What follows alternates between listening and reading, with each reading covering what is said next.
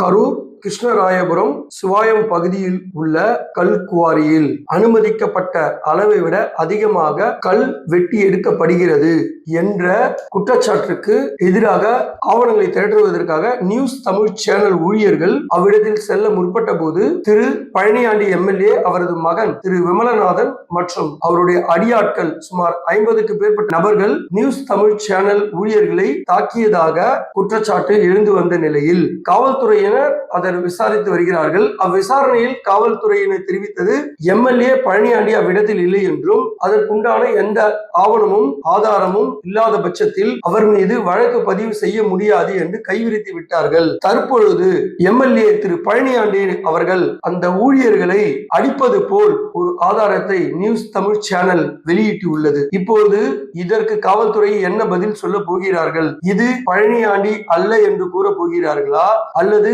பழனியாண்டி அவ்விடத்தில் இல்லை வேறு இடத்தில் இருக்கிறார் என்று சொல்ல போகிறார்களா? இச்சூழ்நிலையில் அவரது மகனான திரு விமலநாதன் வீடியோ ரெக்கார்டை அழிக்க சொல்வது போல் ஒரு ஆடியோவும் வெளியானது.